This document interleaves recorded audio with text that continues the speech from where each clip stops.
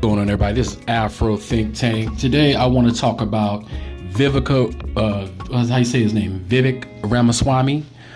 He is a Republican candidate for president, and I would have to say that he probably won the debate last night because he was the one who was sucking up to Donald Trump. He has no chance of actually being the president because there's no way that European Americans would ever allow an Indian to be their leader. But he can be Robin. He can't be Batman, but he can be Robin. But let me explain something to my black folks, because some black folks just don't understand, how is it that this guy who is clearly anti-black, who supports all white racist ideologies in America, and he panders to white racism, right? Let me explain to you why this guy, how this 38-year-old came out of nowhere and all of a sudden he's the darling of the Republican Party. Basically their own watered down, washed down, not as good Obama Republican carbon copy, right? That's exactly what the Republicans want. They want somebody they can put in front of the world and say, see, we're not racist. Look at that. That's my one Indian friend, just like you got your one black friend like Tim Scott, who did a horrible job trying to be above board and try to kiss everybody's ass and pretend like racism and institutionalized discrimination doesn't exist in this country. To be a Republican, you have to pander to white supremacy. That's what it's all about. I even saw on a panel a bunch of black folks pandering to white supremacy as they were watching the debate. I even saw them saying racist things towards black people, and they were black. It was disgusting. It was highly disgusting seeing a panel of black people be racist towards black people while watching the Republican debate and being very proud of it. But a lot of our brown and black brothers and sisters are lost in the sauce, all right? Some of them can be saved, some of them cannot be saved. But anyway, I want to give you a little history on this Ramaswamy. Ramaswamy is a part of the caste system. A lot of you guys may not know what the caste system is, or you may have heard of the caste system but don't quite understand the caste system. The caste system is a system in India at which people are discriminated against systematically. All right, depending on their color, their shade, their last name, all sorts of things. It's basically just like white racism. It's just an Indian version, and it's been around longer than regular racism. So you can see that Ramaswamy fits right in with white racists because both groups have pretty much the same goal and intentions. So it's not hard to see why Indian Americans seem to kiss the ass of white supremacy all the time. Also, when African Americans or anybody being compared to these Indians that come over here and they're all of a sudden successful and they like to pretend like they came over here and they pulled themselves up from their bootstraps, that's actually a misnomer. Because if you know anything about the American immigration system, which most of those black people who hate black people, who go on the internet pretending that they're pro-black but they're not, they're actually anti-black, they don't know anything about government or anything, because by listening to them I can tell they knew nothing of what they were talking about. They were just babbling. A lot of people babble on the internet but they don't know what the hell they're talking about. American immigration system works this way. We only allow in the top candidates. We only allow the creme de la creme. So any Indians that's over here, in order for them to get a visa, they better be super highly educated, or they better be super specialized, or they better be rich. So that's the filter that American uses to brain drain the rest of the world to make America great. All right, that's how it works. So when African Americans are being compared to all these people, we're not being compared with the average Indian. We're not being compared with the average Chinese. We're not being compared with the average legal Latino. We're not being compared with the average African either. We're being compared to the creme de la creme, top of the line, super mega ultimate top human being on it. We're competing with that, the elites of the elites. That's the only group of immigrants that, for the most part, get allowed to come over here. You better have something, because America's not just going to let any old Joe Schmo Indian in. They're not going to let any old Joe Schmo African in. They're not going to let any old Joe Schmo Chinese, Japanese, Pakistani in. Top of the line, elite. So anytime regular African Americans are being compared to foreigners, understand that the data and everything has been miscrewed to make us African people look bad, to make African Americans look bad, because the playing field has never been equal. That's how America works. All right. But anyway, I'm gonna put some clips together so you can kind of understand what the caste system is, understand how India operates, understand how Indians, why they are the way that they are. And of course, I always gotta say, it's not all of them.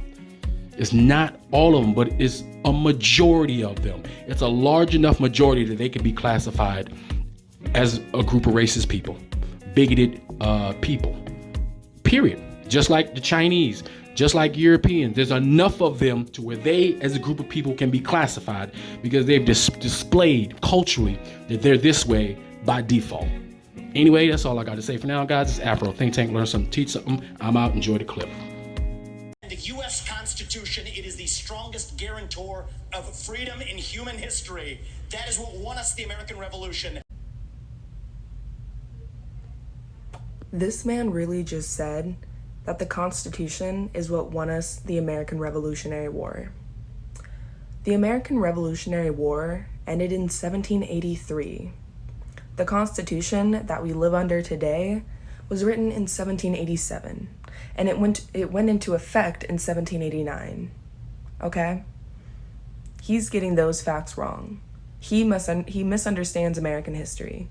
But this man said an hour ago in the debate that he doesn't believe that people should have the right to vote unless they pass a test based on their knowledge of American history and civics education. What a fucking hypocrite.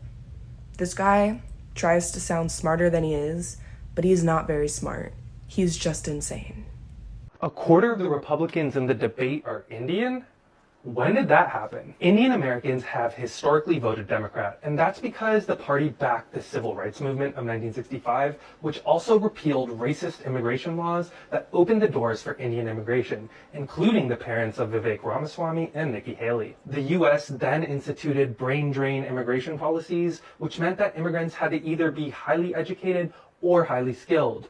That, along with their hard work, means today Indian Americans are on average twice as wealthy as the other Americans. So if the brain drain imported India's most talented, their financial success could explain a rightward shift in their fiscal values. But what about cultural alignment? See, Ramaswamy is a proud Hindu and a rising star in the party, but he's still facing Hinduphobia from parts of the Republican base. But others see him as a champion of the war on woke politics, in part because he said things like affirmative action is the single biggest form of institutional racism in America. Those kinds of beliefs may have been imported by the brain drain as well. See, the Ramaswamys are upper caste, as are many of those who've had the education to qualify for the visas required to migrate here.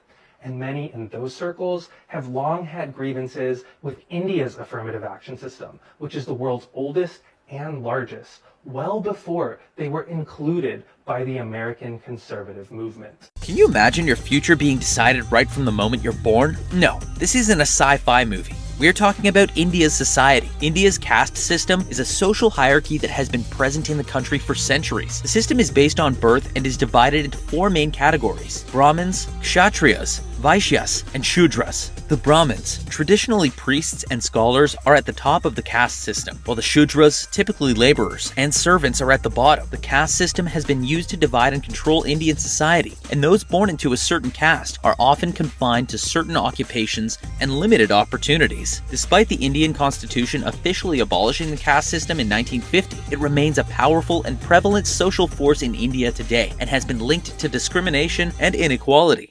The caste system in India is pretty easy to understand. Like in the history of any other civilization, in ancient India, a priestly elite reified a feudalistic system in order to consolidate power. The Mughal conquest of the 13th century, followed by the subsequent colonization of European powers in the 18th century, caused the introduction of new economic structures that further exacerbated the problem. Spiritual masters have always deposed the caste system. The Buddha walked out in a kingdom in order to preach to the masses. Sri Chaitanya brought elite religion to the common people when he sang his songs in the streets of 15th century Bengal. Sri Ramakrishna, a high caste Brahmin, cleaned the floors of untouchables with his own hair. Sri Shankara thought that everyone is as much God as everyone else because only one absolute principle of awareness exists. Once you become enlightened, you no longer see caste or creed, only love. One guy just called me Black Monkey. He thinks I don't understand Hindi. Liquor shop. There's a shop that sells alcohol. Are you alright? Nice to meet you. What did he say? You say, what did you say? Karaba? How are you? What did you say before? Fine. Don't call me Karaba. You understand? Oi, be careful. Don't call me Karaba. I understand Hindi, yeah? Yeah, Charabata you. Be careful, you stupid idiot, alright? Yeah. Fucking idiot. Yeah. Be careful, be careful. Alright? I'm not Indian, alright? Behave yourself. Listen, tell him, don't call me black something. I speak a bit of Hindi. I understand. No. Have a good day. Have a good day. So, you got a stupid man over here talking stupidness.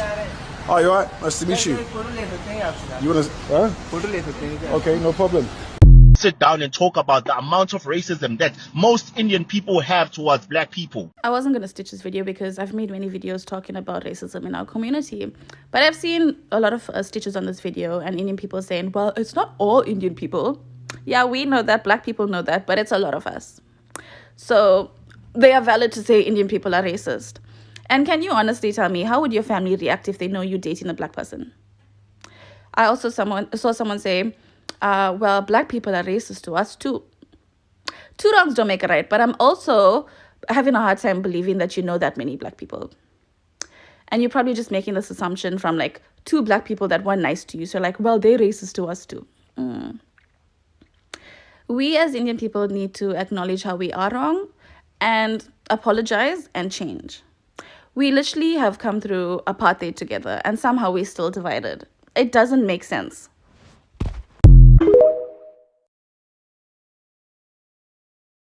A Dalit? Really? An untouchable because I'm dark-skinned? I'm not even Hindu! My family in India, we're Christian. I know it's a minority, but we're Christian, and maybe that's why I have the various shades from white passing with green eyes to a beautiful mahogany with dark brown eyes in my family, because we don't participate in that dumb bullshit caste system. Sadly, India will continue to remain oppressed because it's built on the foundation of oppression. Until we start seeing Bollywood have more people who look like South Asians with more Dravidian in them, until then, it's just going to continue to stay down. It's really sad.